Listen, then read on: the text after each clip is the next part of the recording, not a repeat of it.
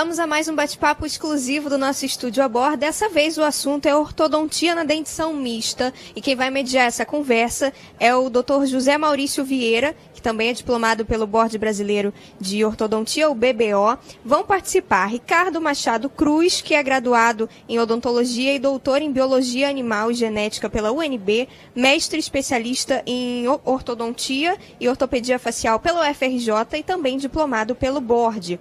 Leopoldino Capelosa, que é mestre em ortodontia, fundador do setor de ortodontia do Centrinho, doutor em reabilitação oral e coordenador do curso de especialização em ortodontia pela Profis, e Ildeu Andrade Araújo, que é professor adjunto da PUC Minas, diplomado pelo Board Brasileiro de Ortodontia e diplomado também pelo American Board. Sejam todos muito bem-vindos ao Estúdio Agora. Agradeço a mediação do José Maurício Vieira. Muito obrigada pela colaboração com o conteúdo da nossa transmissão ao vivo.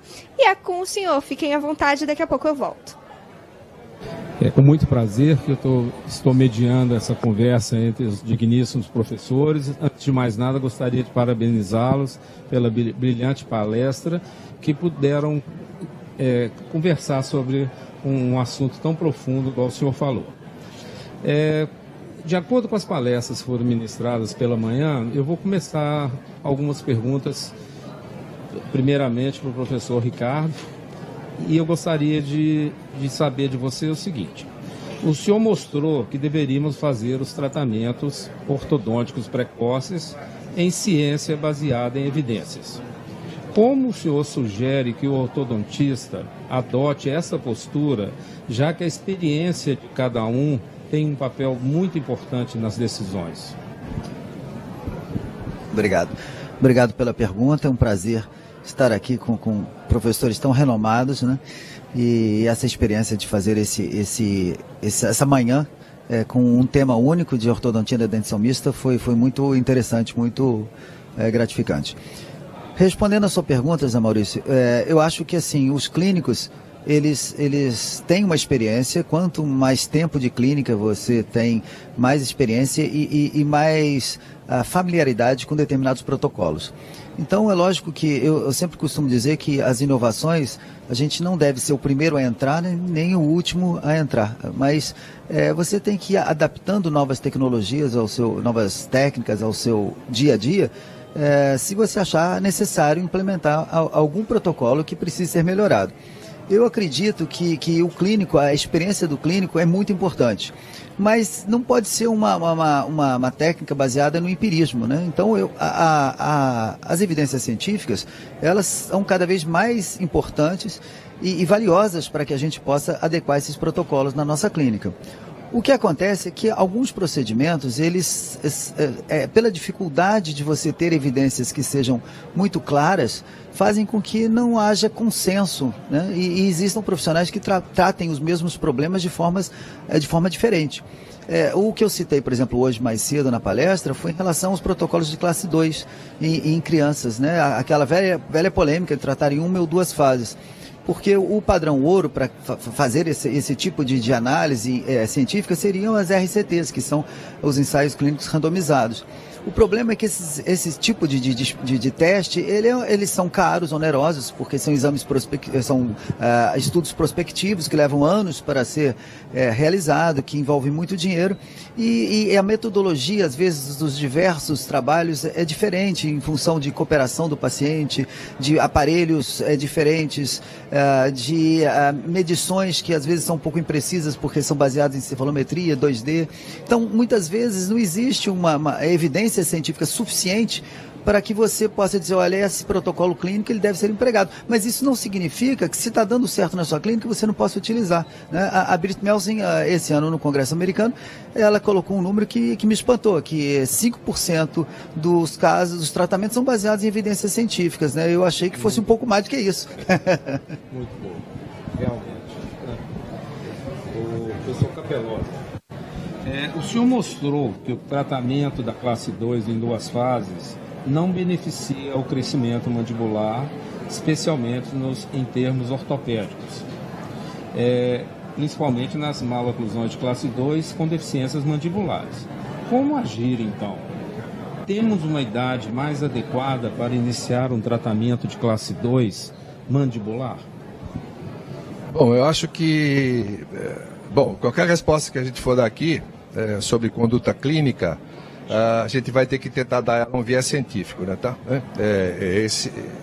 Embora em dúvida, nós preferimos ficar em dúvida usando um viés científico como baliza, do que simplesmente usar procedimentos empíricos, como já foi comentado aqui. Então, eu acho que no status de conhecimento que nós temos hoje, as más oclusões do classe 2, que eu chamaria de más oclusões do padrão 2, deficiência mandibular, são aquelas que, de fato, poderiam ser negligenciadas e a gente poderia esperar até dentadura permanente. Mas aí, todos que falaram hoje lá se referiram ao impacto social, ao bullying, né? Aos distúrbios funcionais que podem se agravar, podem se perpetuar. Então é óbvio que tem que ser feita uma análise mais complexa. Eu costumo dizer para os meus alunos que não têm experiência clínica e por isso mesmo precisariam muito mais de evidência científica, que eles deveriam sempre desmembrar o que eles leem. Então, se por exemplo nós nos referirmos ao que tem na Biblioteca Cochrane sobre referência, sobre crescimento mandibular estimulado, de fato os resultados são decepcionantes. Mas os subprodutos desses trabalhos, inclusive um de vocês mostrou o trabalho da Tulloch, né, tá? Eles todos evidenciam que as más oclusões são corrigidas, né? Então nós temos que lembrar que a má oclusão é composta da maxila, da arcada dentária superior, da arcada dentária inferior e da mandíbula. E que, na realidade, as nossas limitações são intrinsecamente ligadas à mandíbula.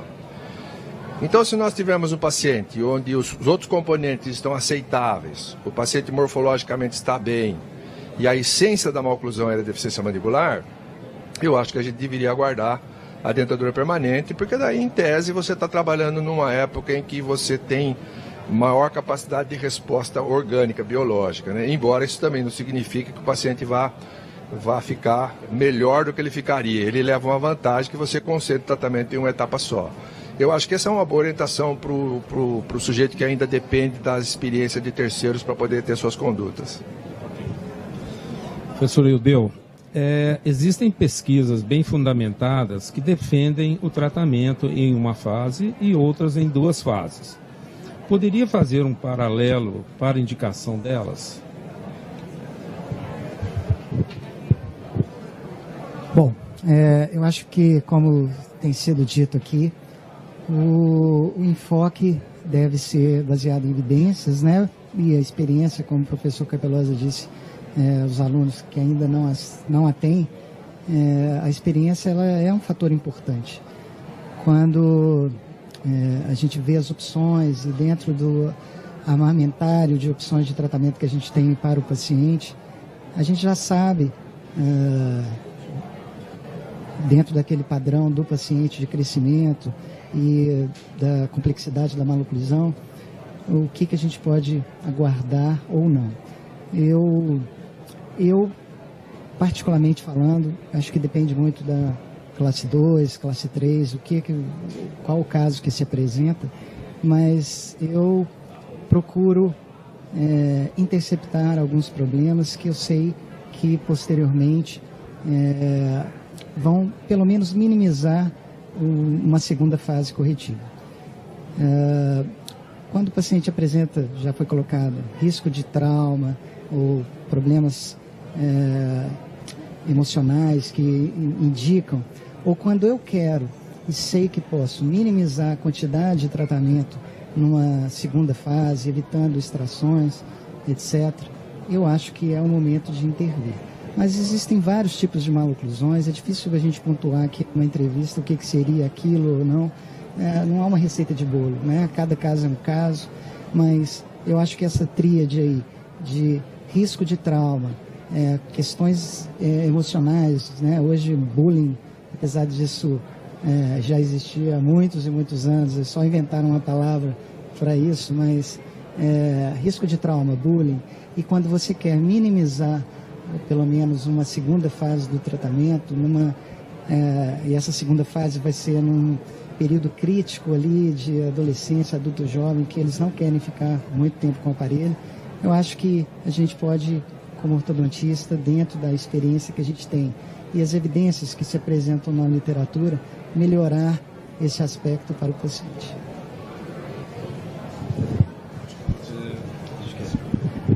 Ricardo, você mostrou seu protocolo para reduzir apinhamento superior e inferior com expansão rápida da maxila e uma placa de Schwartz.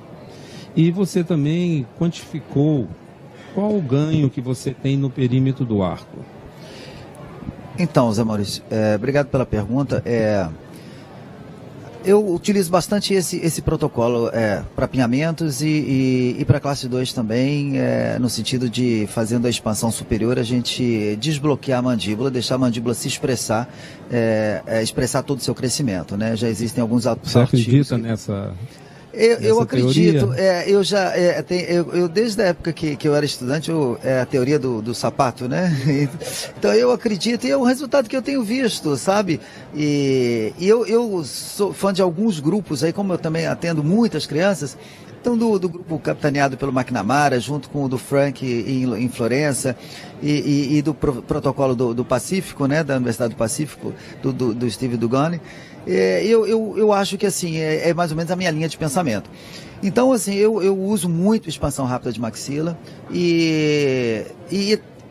segundo a literatura, você consegue, fazendo a expansão um pouquinho mais tardiamente, no final da dentição mista, início da dentição permanente, de maneira que você possa fazer a expansão e logo em seguida dar continuidade com o tratamento ortodôntico fixo, você vai perder menos perímetro, né? Porque se você fizer a expansão mais cedo, você vai ter um gap aí um intervalo de tempo, e com isso você pode perder alguma coisa do que você ganhou na expansão.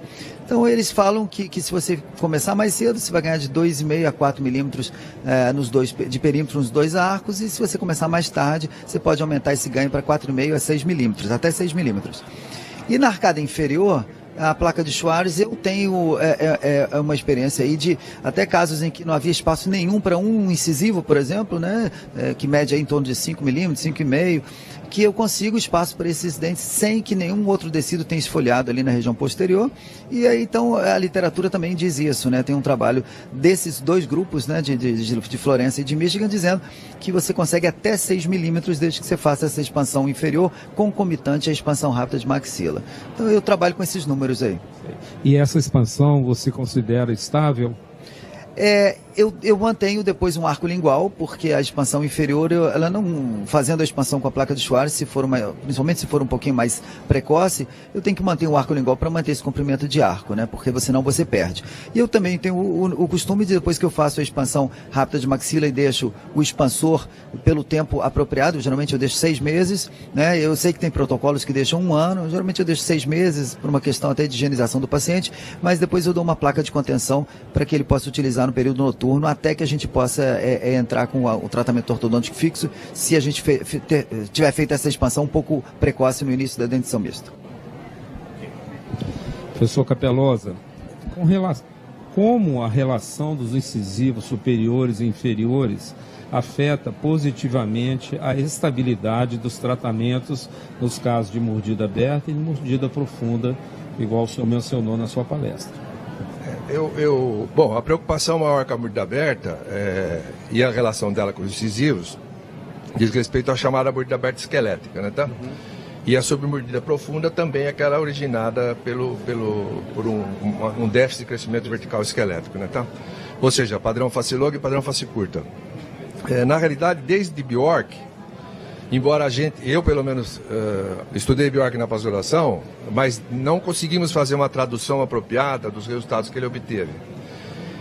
Mais tarde isso foi feito para mim, através da literatura, por 2 autores chamados Nielsen e McDowell, que não são muito populares, e pelo Dr. Luiz Lander, que foi um professor que eu cheguei até a trazer ao Brasil pela luz que ele trouxe para mim, para os pacientes verticais, face curta, né?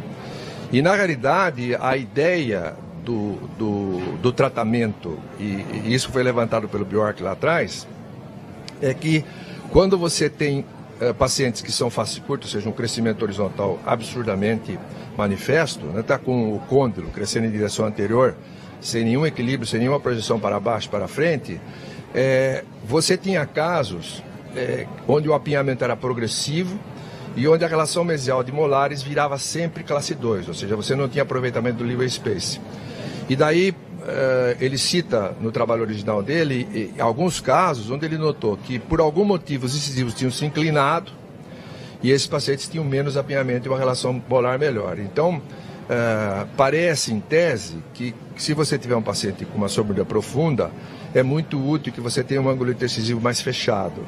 E do ponto de vista do face longa, eu acho que é uma questão muito mais de gerenciamento de espaço, além do vertical, né? Porque os pacientes verticais me interessam muito, porque na minha região, Bauru, eles são prevalentes. A gente tem estudos de prevalência que mostram que 18% dos pacientes têm acesso vertical. E aproximadamente 7 ou 8% são de fato face longa. E daí, esses pacientes, eles são extremamente beneficiados se você diminuir o volume bucal deles.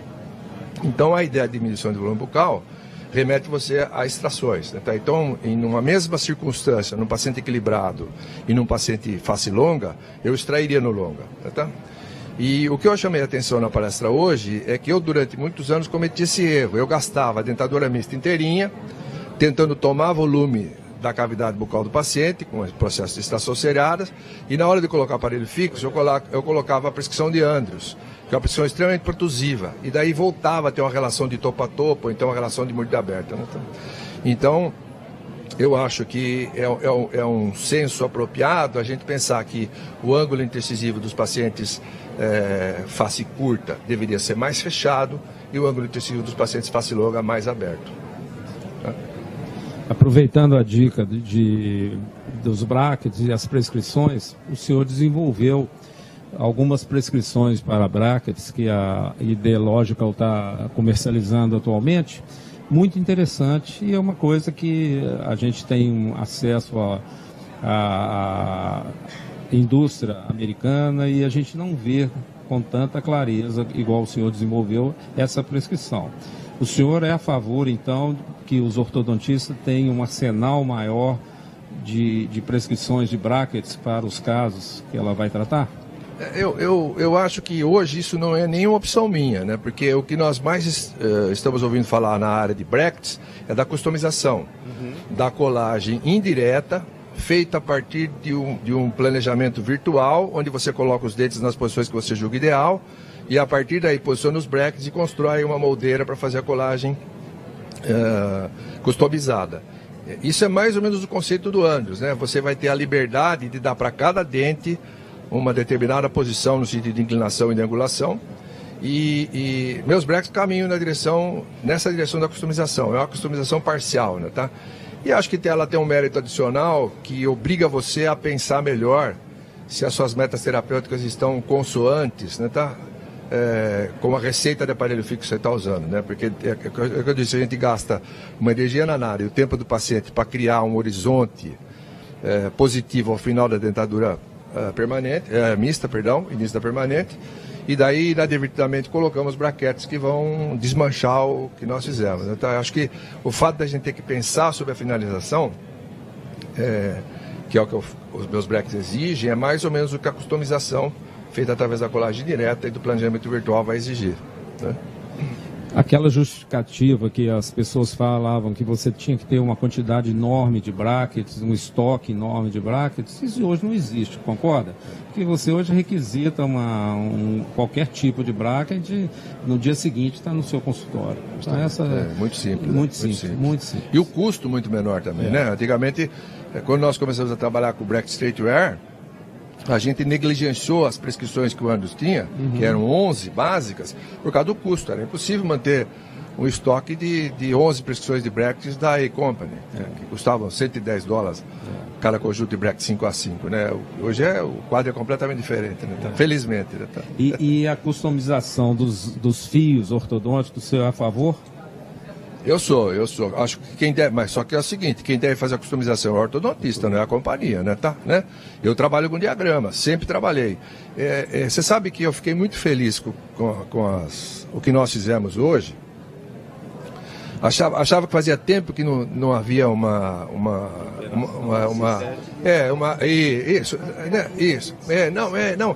E sabe, um respeito a conceitos enraizados, né? Quer dizer, porque eu tenho a sensação de que os jovens hoje, eles pensam que a ortodontia começou ontem, né? Entendeu?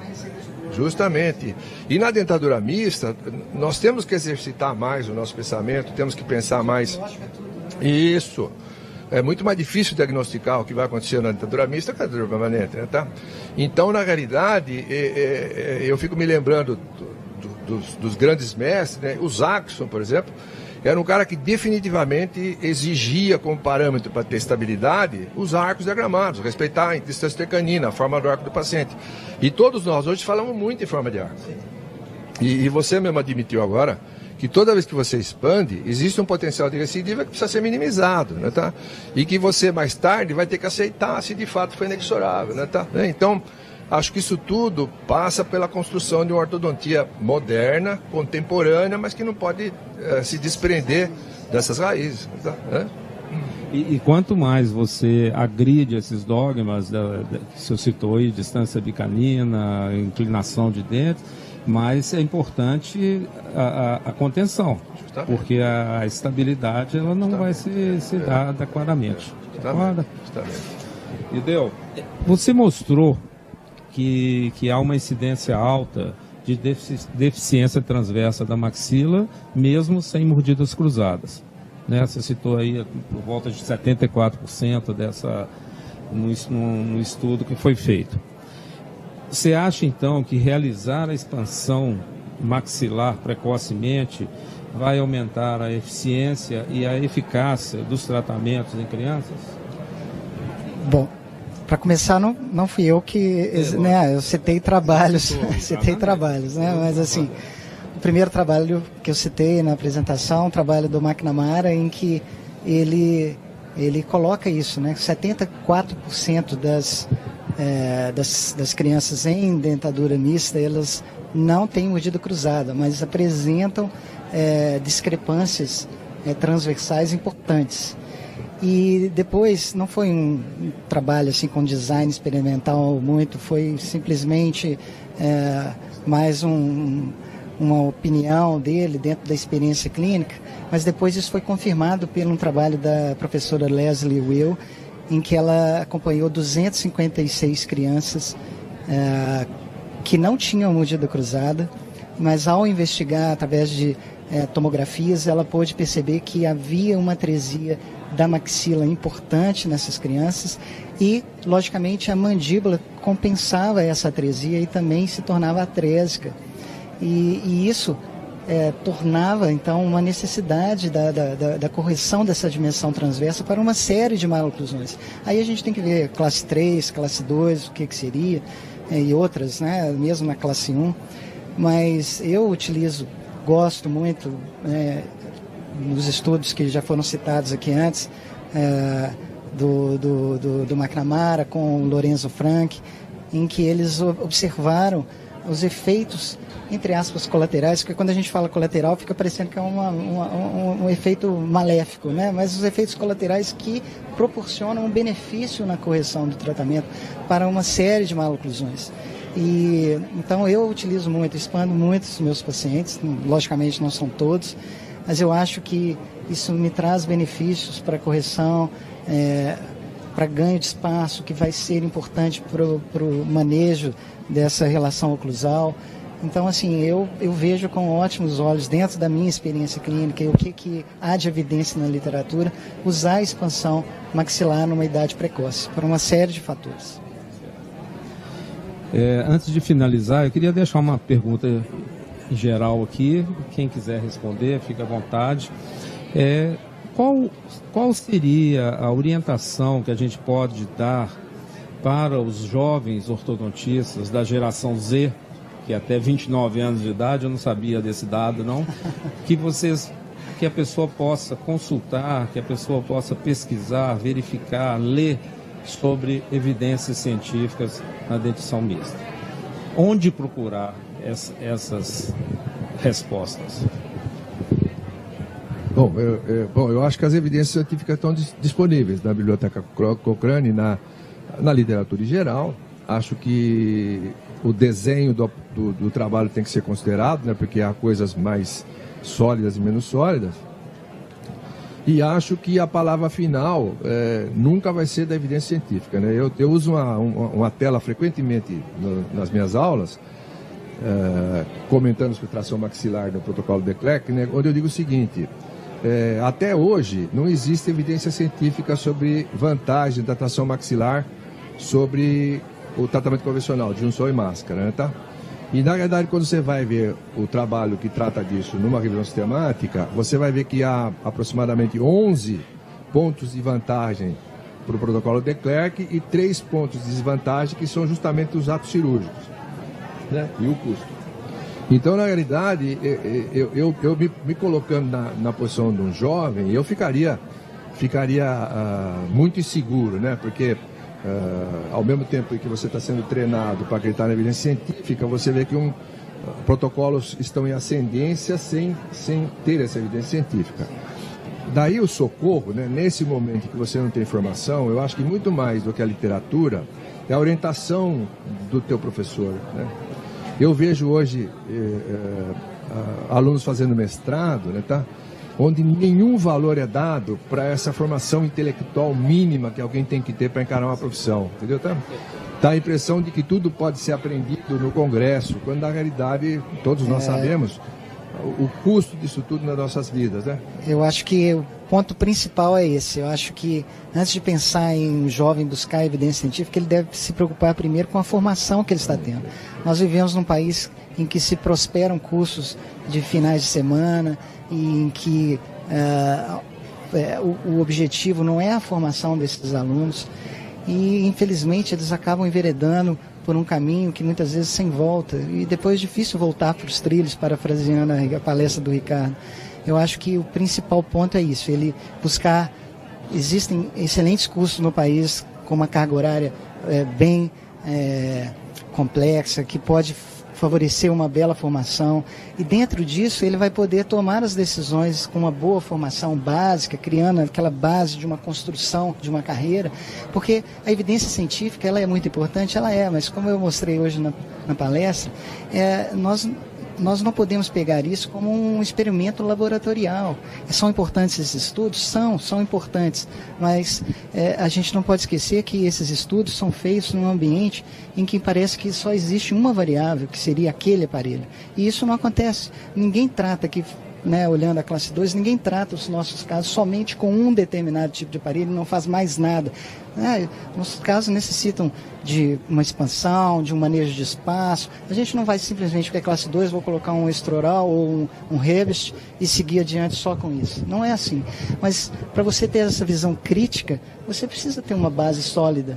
Só assim você vai conseguir pensar e ver e usufruir da literatura a seu favor.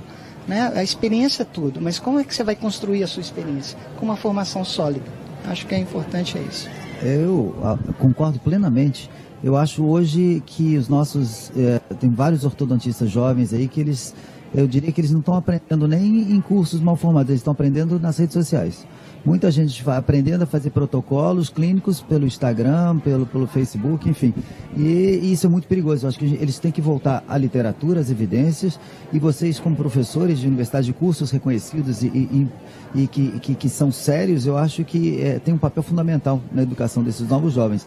Ontem eu estava conversando isso aqui com o Alan Tom, presidente da WFO, que nós temos cursos de 1.000 horas, 1.500 horas, e a WFO recomenda que o mínimo se fosse 3.500 horas.